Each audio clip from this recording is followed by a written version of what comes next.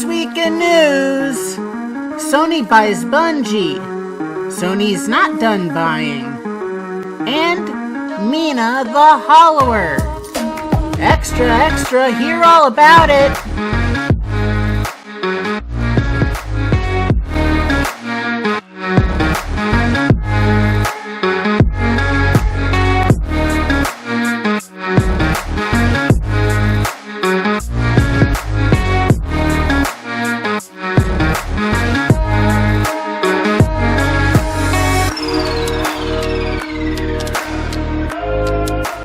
Hey guys, and welcome to Extra, your weekly gaming news podcast. I, of course, am Dean, and joining me is Landen. What's up? And then James. I'm here this time. Welcome back. So, a little housekeeping. Our Patreon is finally set up. It's patreon.com/thebriefingroom network. Or eventually it'll be the Briefing Room Network.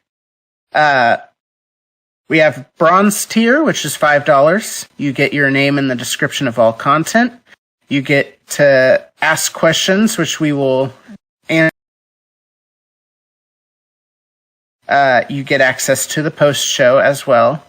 Silver, those plus a monthly shout out, and pre-podcast and between the podcast and post show discussions that we do. A little note off to the side there. We will edit out anything that may dox us or friends discuss anything personal. So you won't be getting that stuff, just any fun discussions we have pre and between. And that is $20. What is that? Oh, I was just agreeing with, I was just listening. Sorry, my bad. Yeah, you're good. Incriminating. Yeah. And it's $50. You get special video features if any of us decide there's something we want to go on a rant about or, do a whole expose on. We'll put Patreon and our gold members will get that for $50, as well as shout out every episode we do of. Nice. So how are you guys doing? I'm doing pretty good. I just started my vacation today, so I am feeling relaxed and stress-free and ready to play a whole lot of video games. Nice. My vacation. Very nice. Do not work very much in the month of February, so I'm pretty excited. I used a lot of my vacation throughout the weeks of February. Get over this terrible winter and through the storm, and the least amount of work during this month is the better. I should have started my vacation earlier, honestly. The reason I went on vacation is because my brother's in town. There's a 4-day span. We work in retail, for anyone that doesn't know. There's a 4-day span to be hell for us here coming up. Because the 10th, you've got the Olympics starting, and it goes throughout that week. The 13th, you've got the Super Bowl. The 14th is and Stressful, yeah. There's a lot going on, for sure. Oh no. So that's not going to be fun. That's just in regular life. That's not even including all the video games that are releasing. Oh, yes. Like a lot Tell me of about it. it. And that already released and is about to release. Yeah. Yeah, I'm, this weekend... Not here. This weekend I'm planning on streaming, Pokemon Legends. I tried streaming it last weekend, couldn't do it. And because, I needed to finish what I had started anyway. But I did campaign. And That ending, chef's kiss. Yeah. Yeah, it's a beautiful ending. And then they had obviously every game needs to have some sort of twist set up. I will say that. Okay. The game, and it's very, very nice. I was curious how that would end up going, since they pretty much like retconned the whole thing they set up in Halo 5 from the seams of it. Yeah, the Halo 5 stuff all got resolved in between content, books and stuff. And that's been the problem with this trilogy, is like it's all been set up from other games. Like, you know, like there's no continuity between the games. The games have all been separate, and then the questions set up have been answered in books or comics or Yeah, they should have some sort of fill in through the story of the games for sure. Yeah. Halo 5 is like the only one that's really ended in like a. Well, I guess 4 kind of did, but Halo 5, if I remember right, was kind of a cliff ending. Yeah, it was just flat out cliffhanger where they're like, tune in next, decade to finish this thing.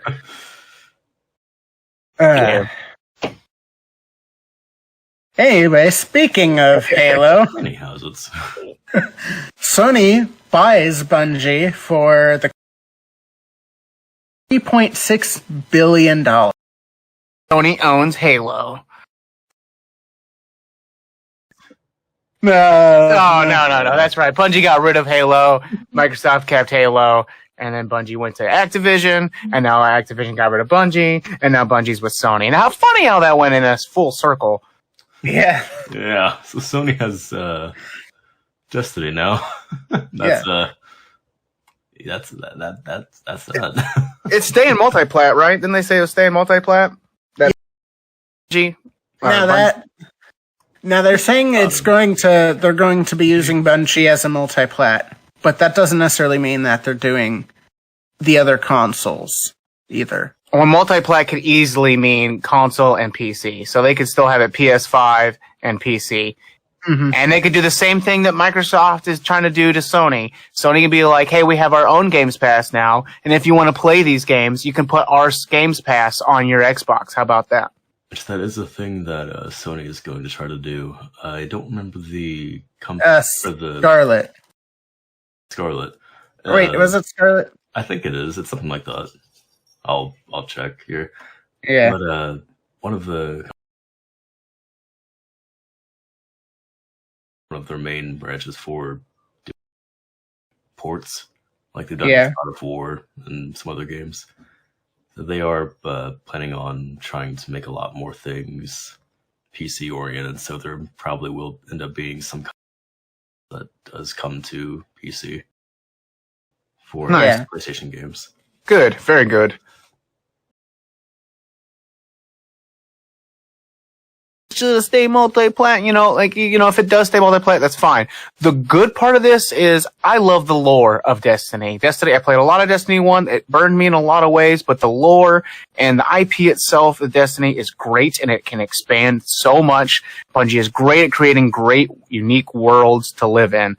But now that it's Sony, and Sony has their own movie studios, let's start making some Destiny movies, whether it be animated, whether it be a movie, whether it be a straight to Netflix movie. Start pumping these bad boys out. I want it. Give me some Destiny movies. TV show. I'd be down with a TV show. Of those, because I like this Destiny lore too. I just didn't like the grindiness of so grindy. World, but it was so grindy. The world they set up with all of the different characters, races, and all the personalities, like what's his? Well, now I've lost his name. The Peter Dinklage. Yeah, sure. You talking about the voice of the ghost, whatever the fuck. No, it's something. The one of the main guys, the snarky, arrogant dude that's been in both the games. Yes, yeah, the robot guy, and it's got it's fuck. Man, I know this one. He's very popular voice. It's Nathan Drake, isn't it? That's the voice for that. No, it's Nathan Fillion. Nathan Fillion, that's who that is. Nathan Fillion does that voice, and it's like Drax or something weird. I'm gonna figure it out. Don't worry. I know everyone's super curious to find out. Maybe not. I am. I need to know. Anyways, like Cade. It's Cade. Hey. Oh, my mind is at ease. like what the Halo's done, like series, like live action. I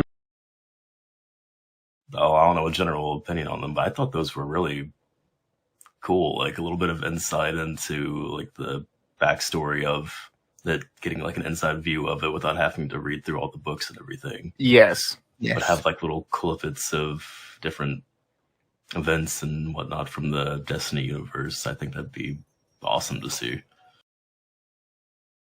Yeah, for sure. There's so much they can. Did they spend $3.6 billion on a really good movie franchise or a really good video game franchise? I'd say it was a good purchase. Yeah. I would agree with that. I will say there were a lot of comments online that they're like,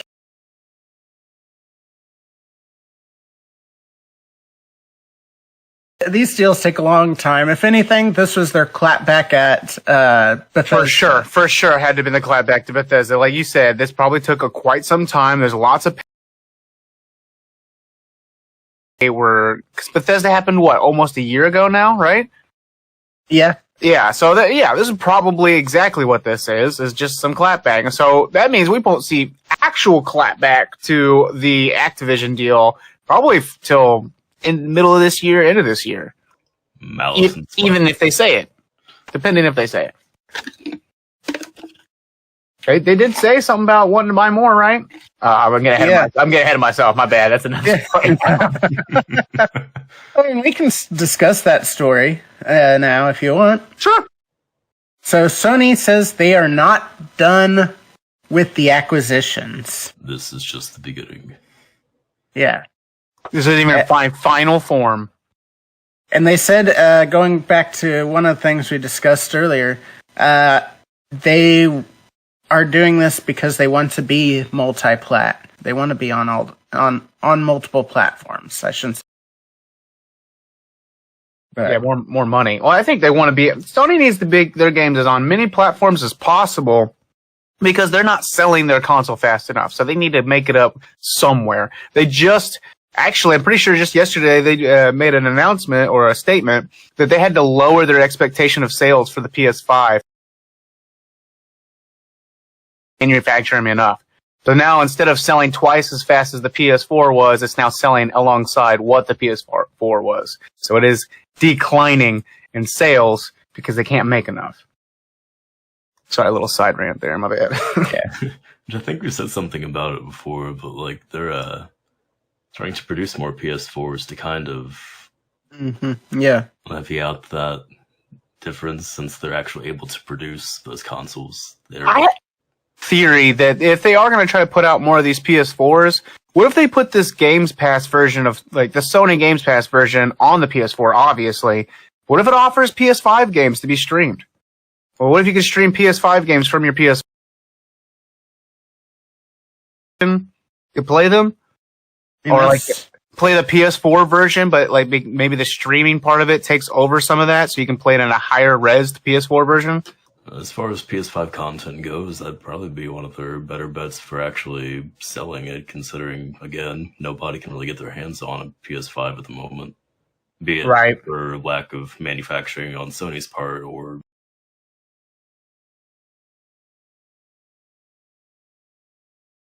Yeah.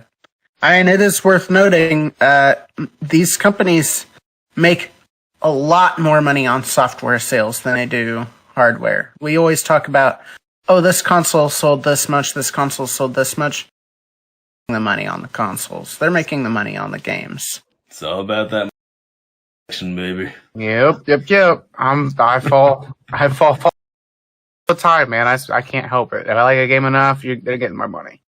Yeah, you were playing Apex a little while ago. I am enjoying it too. I just got back into it. There's days left in this season pass, and I bought the season pass expecting I can get to tier 100. Probably not going to happen. No. Now they have done a lot of how are they going to deal with the Activision stuff. They bought Housemarque, Bluepoint, Firesprite, Nixus, and Valkyrie. And going back on the PC port thing, Nixus and Valkyrie were the two that they were working with to get the cross-platform thing going.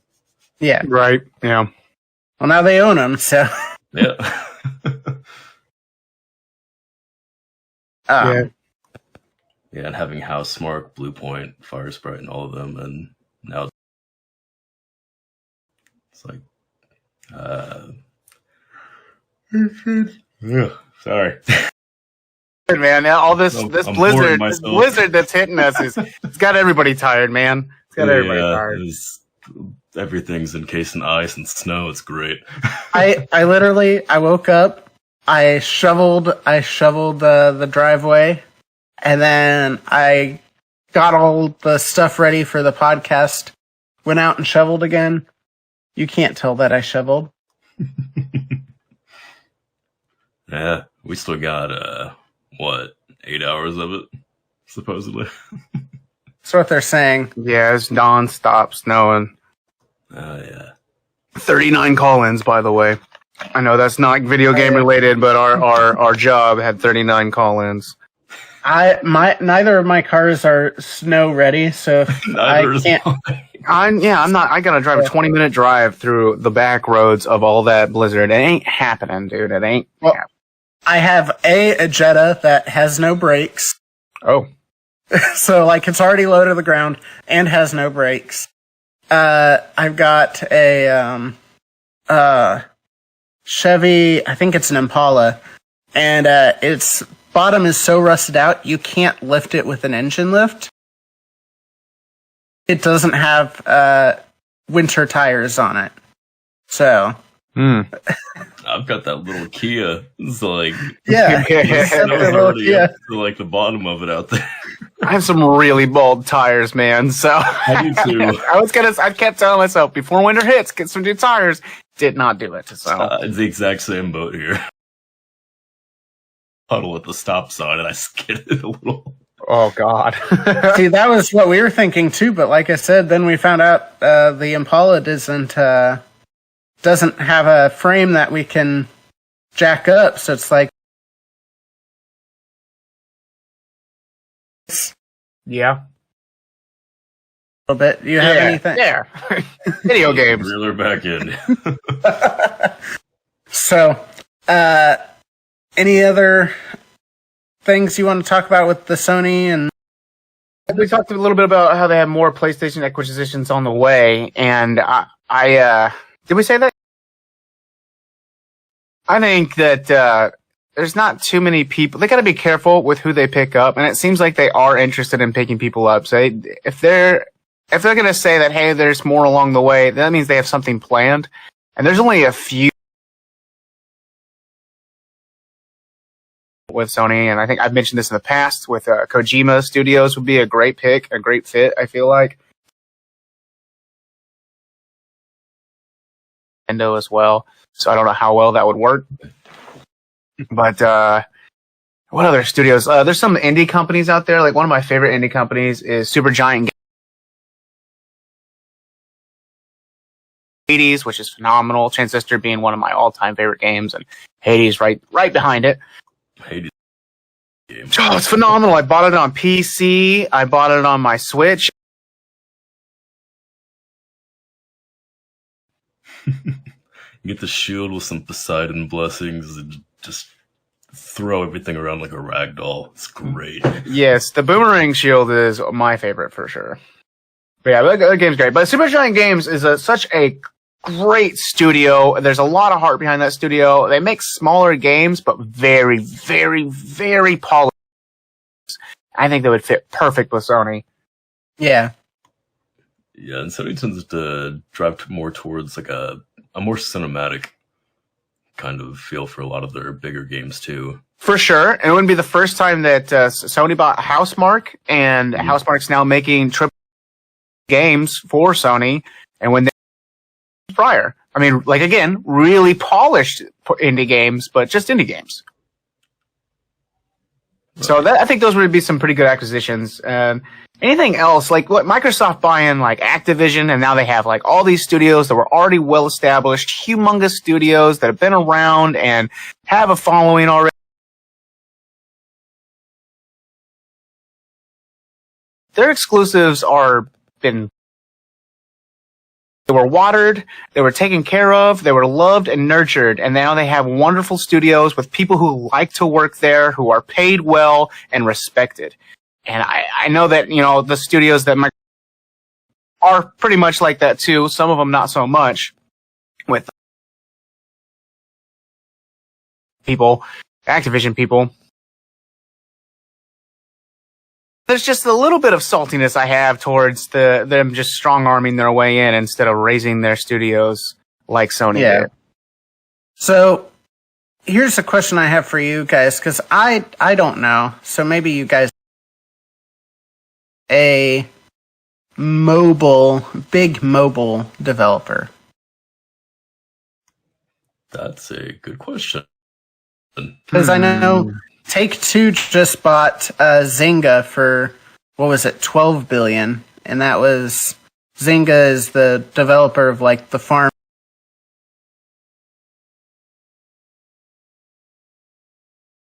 acquisition was... King was in that, and they're the developers of... Like, that's the big market right now, because you're talking about China. Most of China's game habits are mobile, and China is such a massive market. Yeah, yeah. Have you seen China's Terraria on mobile? No, no. This is absurd. Like microtransactions for buying health potions and revives. And no, that's disgusting. Yeah. It's like, what is this? That's so sad. That's so sad. I mean, it's EA CEO has on file has said that before. He said, if I could charge people for ammo in Battlefield, I would. I mean, not that they have done that or they would actually ever do that, but he has on record said that. You gotta link your PayPal account. We're gonna fired, it'll make a deduction. We're gonna charge you for saving your game.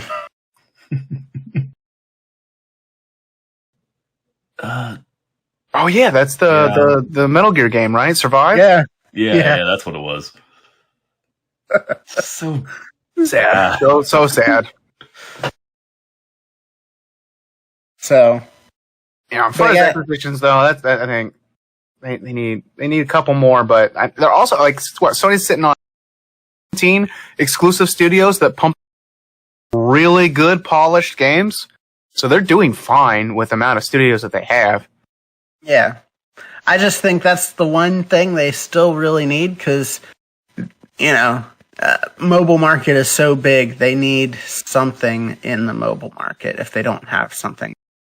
And they could bring Destiny to mobile. Yeah. Well, I know they brought COD to mobile, and that's from what I understand. I enjoyed it. I'd prefer the real COD, but if I really in a pinch, playing it on mobile really wasn't that bad. It plays pretty well. And everybody's really bad. Everyone that really gets into it is playing it on Blue Decks on their PC anyways. Yeah. On their PC playing the mobile fucking game. There's a game that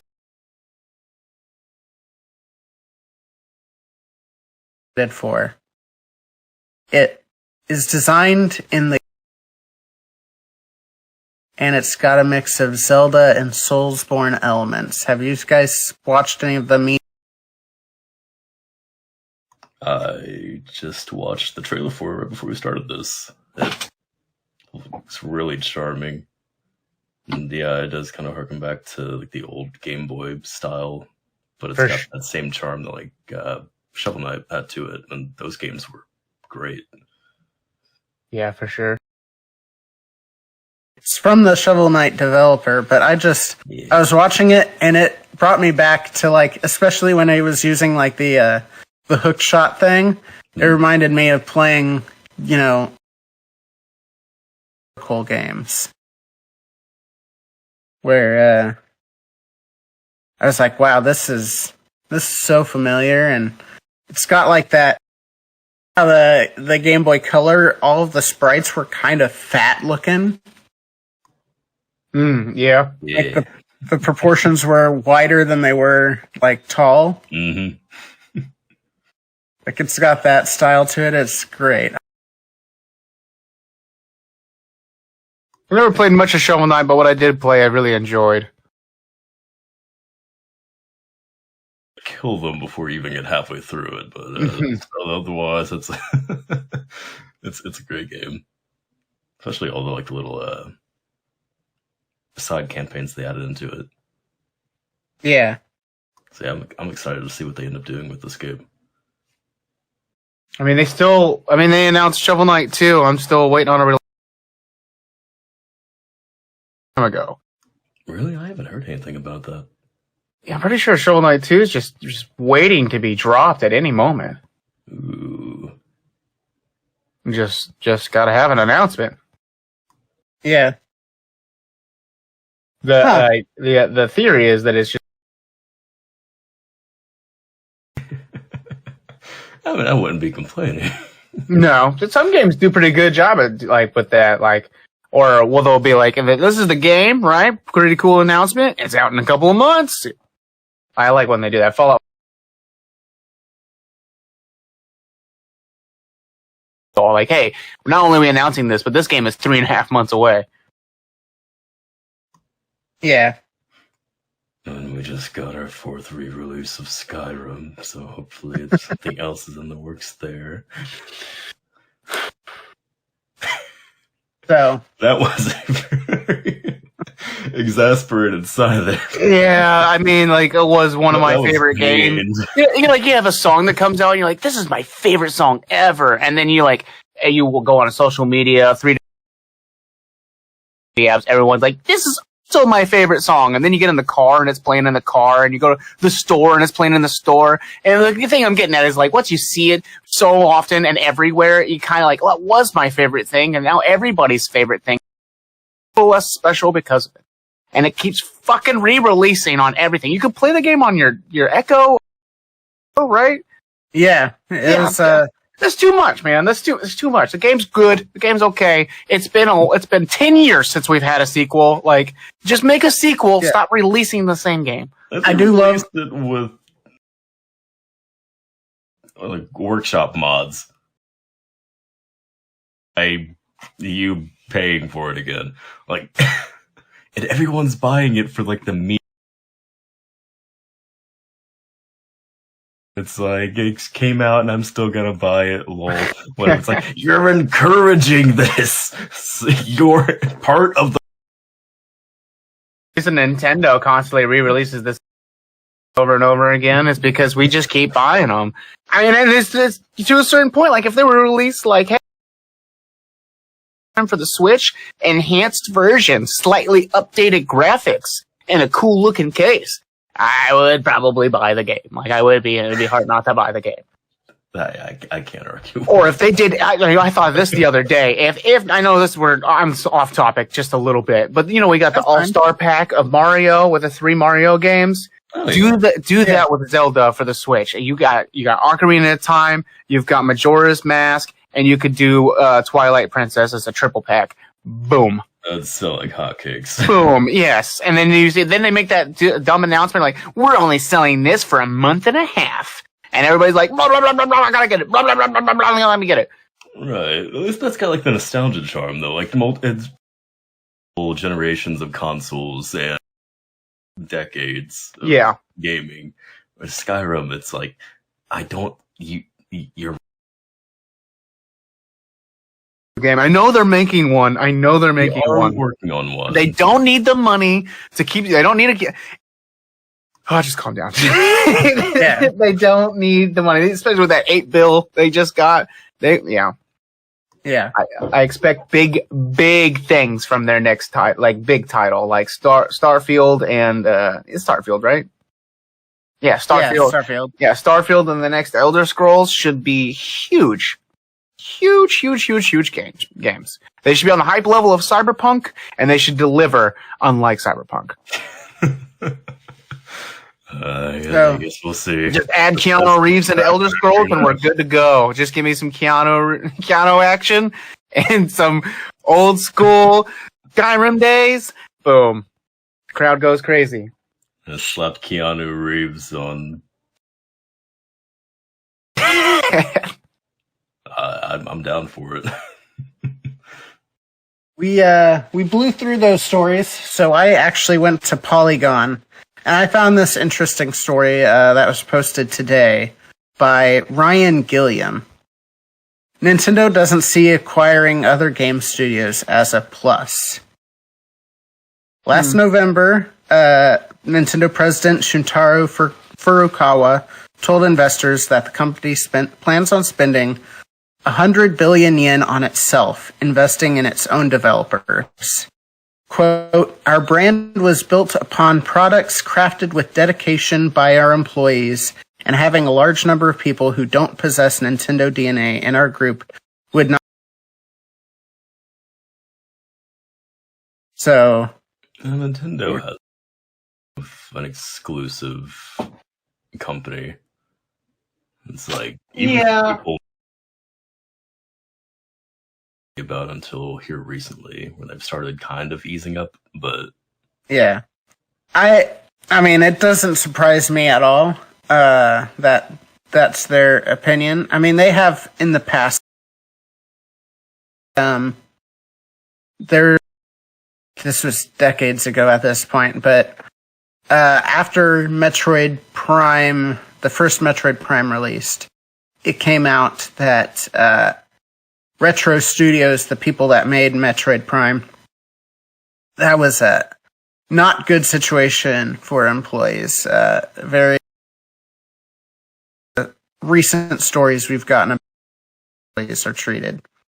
And Nintendo was like, okay, and they bought them and just restructured the entire management. It's not something they're really looking into. yeah, I know what you mean. Like, no, as a whole, it's like they've got their own kind of style for their gaming too. Yeah, I love this. Their algorithm is gotta be bizarre and unique, but it works. Like they every time I feel like, what are you doing? Say the numbers don't lie. You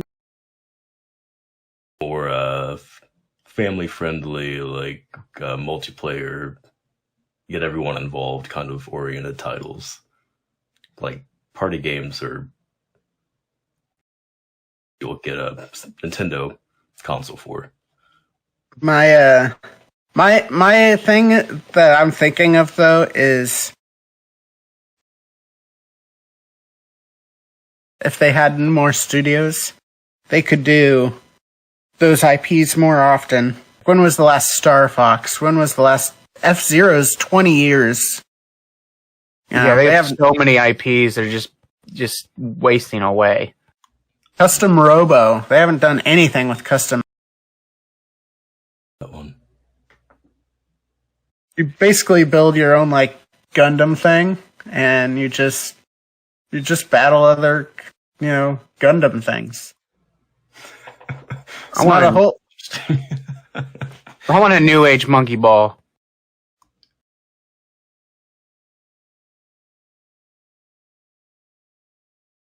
Sega, so I can't blame Nintendo.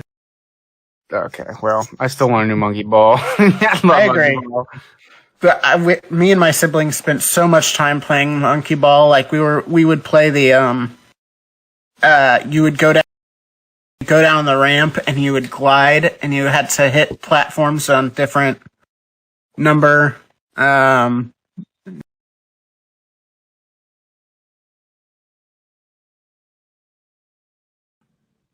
There was one that was like an adventure style monkey ball.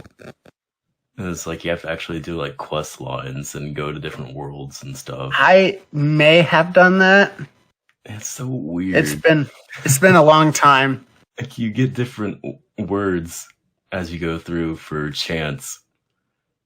And they give you like invisibility or make a boxing glove on your ball for different puzzles and stuff. It's like completely out of line with the style of the other games. Yeah. So, I've been a side note, what you said about the side quests and stuff brought this to actually watching a lot of G4 recently, because, you know, they're now back and Backing up and running, yep. And they have sections where they have like stuff that was done on YouTube, but just in like little blocks. So they have a partnership with Scott the Woz, so they'll have a time slot where it's videos. And then you have and then they also have one, and it's Viva La Dirt League. I don't know if you've ever seen any of their videos. No. I'm not. But it's all sketch comedy, and it's either video game retailers or inside video games. So there's one where this guy's in an MMO, and he's walking, and an NPC goes, my wife and my child are trapped in this burning building. And he goes, oh no. And he goes, will you help me? And like it has the side quest thing. He goes, good luck, adventurer. And he goes, wait, what? Come on, your wife and kid are in there. Let's go. I don't want them to die. And he's like, all right, let's go. Good luck, adventurer. It's just, he's standing there and he's like, so you're not going to do anything. You're just going to have me do all the work. I'd like more games that have like actual kind of real-time side quests. Like there's actually a sense of urgency. No, Yeah. He's like, yeah, I'll come back and do it later. It's like, nah, this is happening right now. Like, drop everything you're doing and do this, or it. Yeah. Games really like to push you, though. One of my biggest complaints about the Halo Infinite campaign is when I was off doing side quest stuff, because, like, I was playing the campaign on stream, so I wanted to keep the story missions on stream, but I wasn't going to do all the side stuff. Someone would come on the radio and be like, hey, we should really check out this structure. And it's like, I'm not going to that structure. Shut up about it. But it's like every, I'd say 10 or 15 minutes, someone would mention it. And it's like, shut up. I'll go there when I get to it. I kind of got things going on right now. Something over here I'm going to go check out. I gotta collect wood so I can craft this thing. Something else I forgot about that I wanted to talk about is that PlayStation plans on having 10 live service games, or Sony plans on having 10 live service games by the year 2026. And I have my own little take on that. I have my own little theory about that. So 10 live service games, okay? So Sony would be something like how they released Ghost of Tsushima, and about 3 months after its release, they were like, hey, here is this standalone multiplayer edition to Ghost of Tsushima. It's free. You can own the game and have it, or you can just download it on the marketplace for free. And then when people play the free game and all what has to offer, it might entice them to play the actual single-player game. Now, who made Ghost of Tsushima to do more multiplayer stuff in the sequel. They've already confirmed that that's for sure what they're going to be diving into.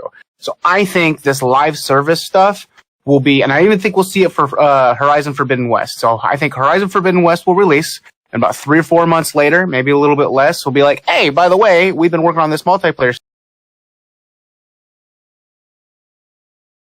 They release a multiplayer edition to Horizon Forbidden West. It's free with it. It's already there.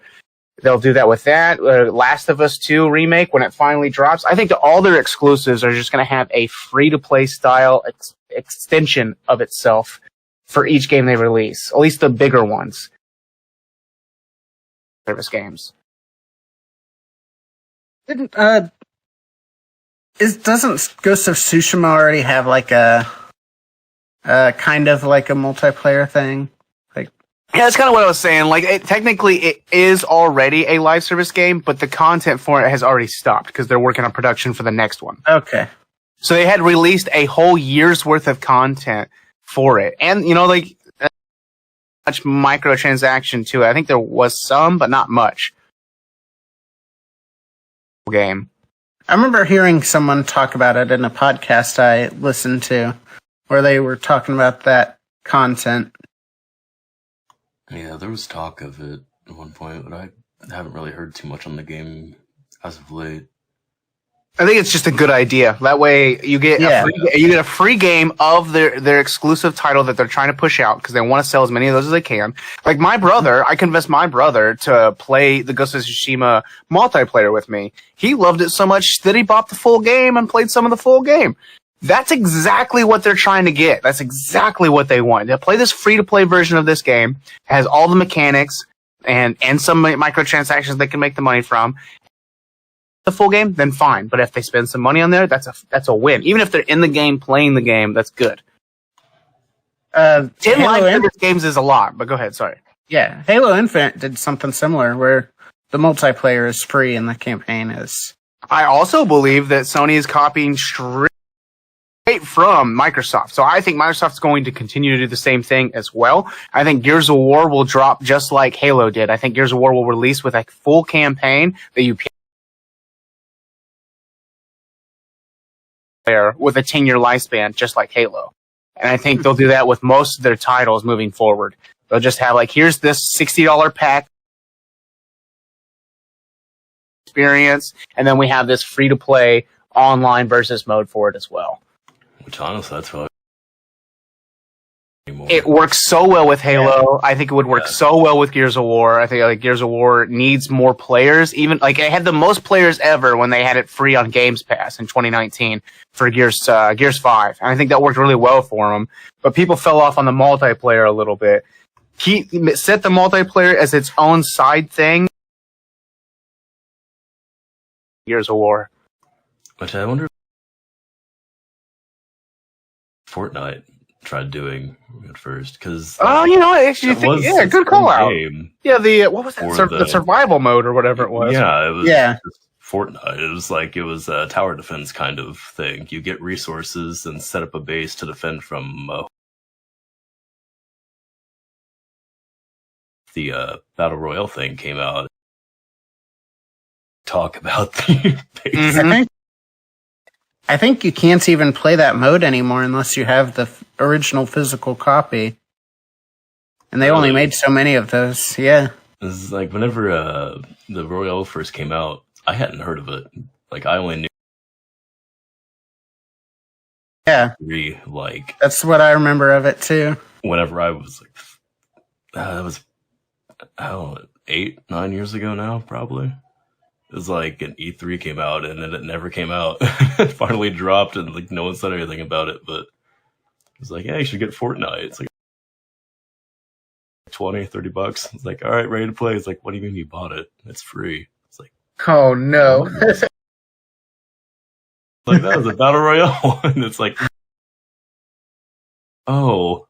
And then you never played that other mode. I did not. Sure, yeah. Nobody plays it. Yeah. I didn't play the Battle Royale either, though. I really didn't care for it still. But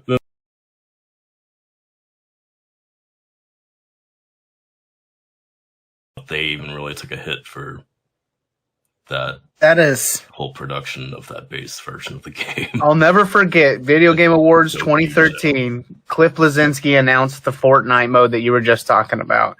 And who would have thought that would have turned into what it is now? One of the biggest games in the entire world.